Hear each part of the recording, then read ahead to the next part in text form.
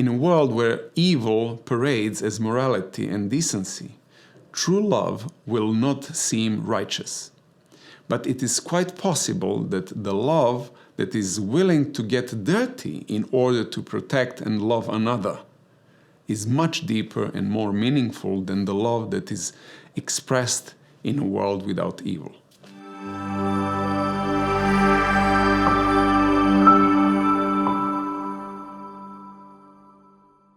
Welcome back to my channel. Blessed are the pure in heart, for they shall see God.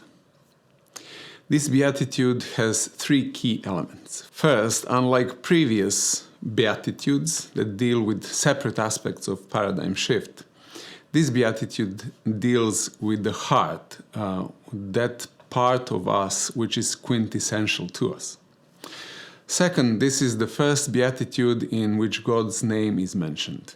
God's name will be later mentioned in two more beatitudes.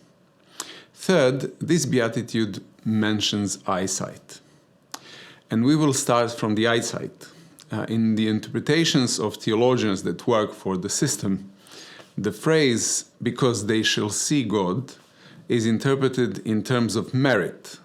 If I'm good, the reward will be to see God, to be in His kingdom.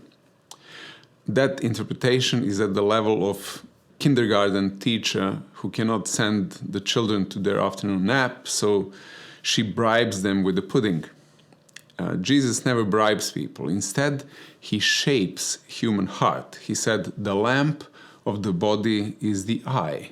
If therefore your eye is good, your whole body will be full of light. But if your eye is bad, your whole body will be full of darkness.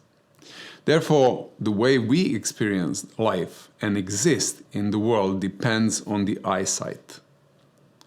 Here Jesus is much closer to that quote from The Little Prince. It is only with the heart that one can see rightly. What is essential is invisible to the eye. And when this is understood in the context of what Jesus said to Thomas after the resurrection, because you have seen me, you believed, blessed are those who have not seen and yet believed, it can be concluded that purity of the heart is connected with this inner eyesight, not with merit. In other words, for a person not to be spiritually blind, he or she needs a pure heart. Only a man or a woman with a pure heart is able to see God. What does this actually practically mean? First, this means being sober. That's first. Any addiction darkens heart and causes spiritual blindness. Every time after giving in to an addiction, a subjective feeling of loneliness remains, as if God has left. He did not leave.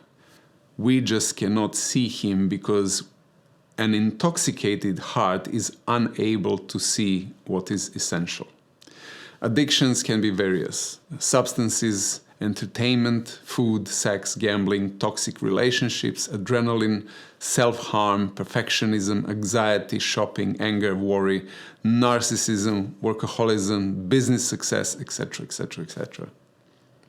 But the matter is much deeper than mere addiction. Addictions are bad, but they're solvable. But after sobering up, people usually discover that when they're not addicted, when they're sober, they see the restlessness within themselves, the state of war with themselves that is dividing them into two people, basically, or many. Splits the heart into what they like about themselves and what they hate about themselves. They discover the dividing line that cuts through everyone's heart that we talked about in the third beatitude. Addictions were there to actually numb down this painful split, to numb us down to that state of personal fragmentation, that war that we have within ourselves. What do we discover when we sober up? we discover a heart that is at war with itself, and that kind of heart cannot be a pure heart. Such a person does not have peace, and peace is prerequisite to experience God's subtle presence in life or to hear His still and small voice. In addition, internal unrest and disunity always spills over to others. Jesus said, "For out of the abundance of the heart, the mouth speaks." So people who are at war with themselves are spilling out conflict wherever they go. Therefore, having a pure heart in the first place means reconciling the conflicting parts within ourselves and integrating them into one harmonious whole. The result of that integration is a pure heart. There are various types of internal conflicts. We have already mentioned the moral internal conflict. In the case of addiction, people are usually aware that they are violating the rules of nature or human society and are torn between addiction and moral principle. Similar to this is a religious conflict, when a person is drawn to things that his religious tradition labels as sin or evil. The third kind of conflict is conflict of self-perception. Ever since the first people ate from the tree of knowledge of good and evil, they began to condemn some part of themselves as evil and to be ashamed of themselves. At first, they were naked and not ashamed. But after eating the forbidden fruit, they began to be ashamed of their bodies and to cover them. It is characteristic of every internal conflict that one side of human nature condemns the other, and this creates a split in human souls. To be pure of heart is to find a way to begin to exist as a whole human being, not to live only a partial human experience, to live from that place that we declared or others declared acceptable. That dividing line in the human heart does not divide our personality into what we really are and what we are not. We're both, but the line separates what we like about ourselves and what we condemn in us. We cannot live as whole human beings if these conflicting aspects of our personality are not reconciled. However, ever since we ate from that forbidden tree, we have become beings whose personality is defined by this split and inner conflict between what we think is good in us and what we deny in ourselves because we don't like those parts of us. We don't like who we are. The result is not only a kind of spiritual schizophrenia, but a new kind of drunkenness, intoxication with an unrealistic self-image. A person who denies some parts of his personality cannot be a person with a pure heart, because what we deny and repress will find a way to manifest itself, usually in the worst way possible. Purists, utopians, those who deny the risky parts of their personality ended up committing the worst atrocities in the name of God or in the name of the highest ideals, because what they denied in themselves, what they were deliberately blind about, has been disguised as the highest good. Therefore, to reach the state of a pure heart, it is necessary to integrate what we accept about ourselves with what we have condemned and are ashamed of. How to practically integrate parts of our personality that are at war with each other. The previous two Beatitudes, justice and mercy, have laid down a foundation for this work. On one hand, there is the higher ethics of the kingdom, which serves as a standard of normalcy, of what is normal, and which helps us to see what our addictions are and what changes we need to make in life. On the other hand, there is grace, which helps us to be merciful towards all that is in us, even those parts that we have condemned. Therefore, we need to seriously deal with the territory behind the line that is drawn through our heart, the territory that we have been telling ourselves that does not belong to us. It would be much easier to follow Solzhenitsyn's advice to destroy that part of our heart. When we are at war with certain parts of our personality and deny them, those same traits will trigger us when we see them in other people, and we will begin to condemn them. For example, most people condemn murderers because they themselves never killed. But would we be able to kill a man in a situation when there are no police around and we have to defend our family? If your answer is yes, then there is a potential for a murderer in you, regardless of the fact that you have not committed a murder or do not have any murderous desire at the moment. Or the majority people condemns thieves and those who have unjustly enriched themselves. You may not have stolen anything or become unjustly enriched, but ask yourself if there are any circumstance under which you could be in that category. Solomon was aware of this temptation, and that's why he prayed to God, "Give me neither poverty nor riches. Feed me with the food allotted to me, lest I be full and deny you and say, 'Who is the Lord?' or lest I be poor and steal and profane the name of my God." Solomon recognized both potentials within himself, and that's why he prayed for very specific help so that his heart does not become less than pure. Jesus says that we should pray for a pure heart. In Matthew 6, he said, "And do not lead us into temptation, but deliver us from the evil one." If we find ourselves in a situation where we don't have enough to feed our children, or if we have so much that we think we need nothing or no one, it is possible that many things might become necessary or normal to us. The only difference between good and evil people are circumstances. The history of the 20th century is a catalogue of humanity's potentials.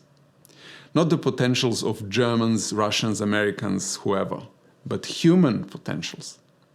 We delude ourselves when, with full stomachs from our warm homes, dupe ourselves into thinking how we are better than the armed soldiers who guard the borders of our country while we sleep peacefully and righteously. All those armed men ready to shoot are the same as us, except that they have been exposed by the circumstances and they are shown who they are, and we have not. A pure heart will cross the line and face all of its potentials. Firstly, when we look through the eyes of mercy at those risky and dangerous parts of us that have potential to deviate from the justice of the kingdom, we will begin to see that beneath the dangerous exterior of those parts of our personality are hidden wounds, deep traumas, and that we have developed dangerous behavior in order to protect ourselves. When we see this, we will stop condemning those parts of ourselves and we will start thinking constructively about each of those potentials, even the ones that seem dangerous at the first glance. The result is that the war within us will cease and all our potentials will begin to integrate. This does not mean that we will act upon every idea that comes to our mind, but we will give a chance for our traumatized parts to recover and to begin to develop in a direction that is useful and fruitful. Most often, it is exactly those dangerous parts that we are ashamed of that hide the greatest strength, creativity, depth, and the truth about our life. This is the only way to neutralize a schizoid internal split. Only a person who is both righteous and merciful at the same time can engage in this work without getting utterly perplexed. Secondly, when we face our losses and traumas and integrate those seemingly risky parts of our personality, then we begin to be far more capable of loving real people in the real world in a real way, without trying to change them or create people who will be in conflict within themselves. People are a mixture of good and dangerous. There is a mysterious text that illuminates this point very well in Ecclesiastes. Do not be overly righteous, nor overly wise. Why should you destroy yourself? Do not be overly wicked, nor be foolish. Why should you die before your time? It is good that you grasp this and also not remove your hand from the other, for he who fears God will escape them all. Accepting only one part of our personality at the expense of another brings ruin.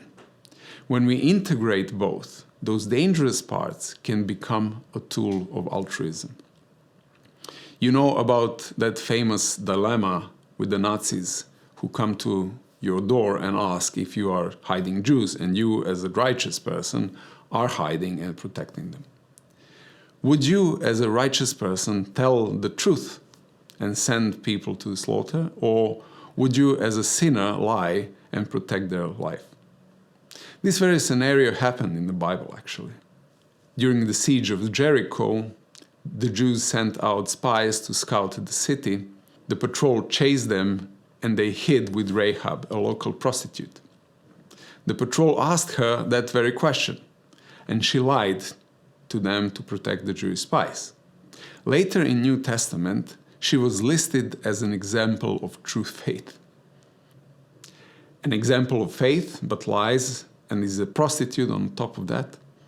Well, in this world where systems of control make rules, a pure heart will know what true love and altruism demands in every situation. Love and do what you want. That's probably the truest and the wisest of all Augustine's sayings. A lie is probably spiritually the most dangerous thing, but if my lie will save someone else's life, are you getting what I'm saying? This is what a pure heart looks like. On the outside, it may seem wild, dangerous, even simple and uneducated, but it will recognize justice and love in every situation, protect them when they are threatened, and will follow them no matter the cost. In a world where evil parades as morality and decency, true love will not seem righteous. But it is quite possible that the love that is willing to get dirty in order to protect and love another is much deeper and more meaningful than the love that is expressed in a world without evil. Christ's death on the cross is a perfect example of such love. It is totally unfair that Jesus took our responsibility upon himself and stained himself. But never before has God showed how deep, sincere, and determined his love for humanity really is. Third, the integration of the acceptable and the dangerous parts within us helps us to be safe in this world. Jesus said, "Behold, I send you out as sheep in the midst of wolves. Therefore, be wise as serpents and harmless as doves." A pure heart consists not only of the naivety of dove, but also of the wisdom of a serpent. In the system created by the wolves, both are needed in order to recognize in which situation the system uses justice in order to do injustice, uses good in order to do evil, to extinguish love and abolish freedom. A pure heart will know when to break a rule of a system in order to uphold love, which is this higher reality to which pure hearts strive. Without integrating the potential for evil within us, we will not be able to recognize evil when it comes to us disguised as good, disguised as higher ethics. A system of control can only deceive people who deceive themselves, who deny certain parts of their own personality. Those who are integrated, who do not delude themselves, cannot be deceived. Those who do not flatter themselves cannot be bribed. Those who do not deny the evil in themselves cannot be blackmailed. Some represent this process of integration with the image of merging the inner child with the inner parent. We will be safe in this world only when we are whole as persons. Because the strong parental part in us will protect the traumatized child part in us, so that it will feel safe enough to come out and be vulnerable, to trust and to love without fear and shame. And the inner child in us will save the inner parent in us from cynicism and calculation.